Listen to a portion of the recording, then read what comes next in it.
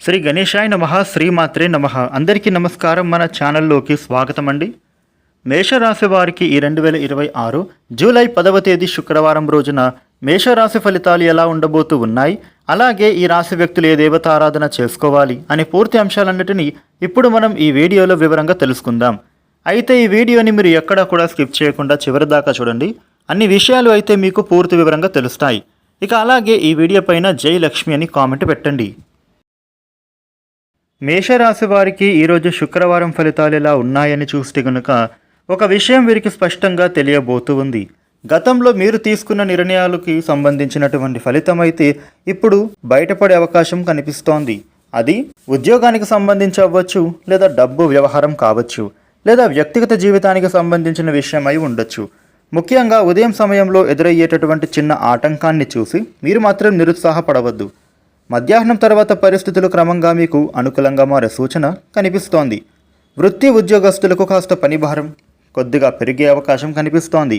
మీరు పూర్తి చేయాల్సినటువంటి బాధ్యతలు ఇతరులపైన ఆధారపడకుండా స్వయంగా మీరే పూర్తి చేసుకోవడం మంచిది.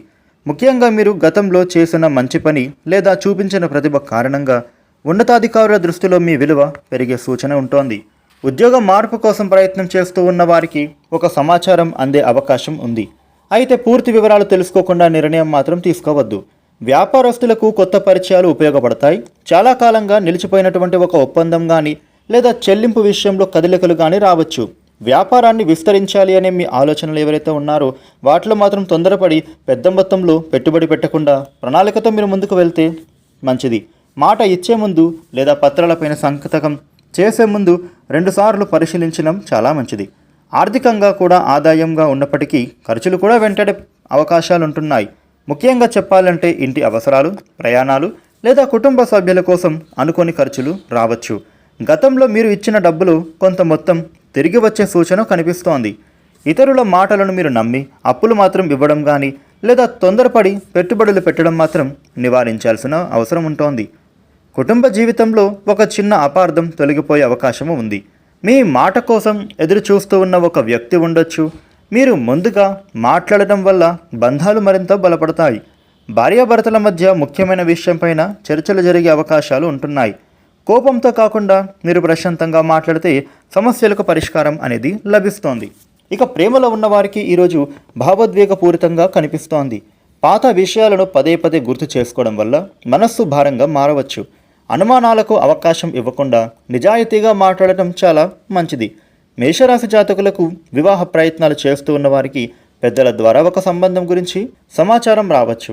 ఆరోగ్యం విషయంలో చూస్తే కనుక వీరికి నిద్రలేమి, కంటి అలసట, తలనొప్పి వంటి చిన్న ఇబ్బందులు కనిపిస్తున్నాయి.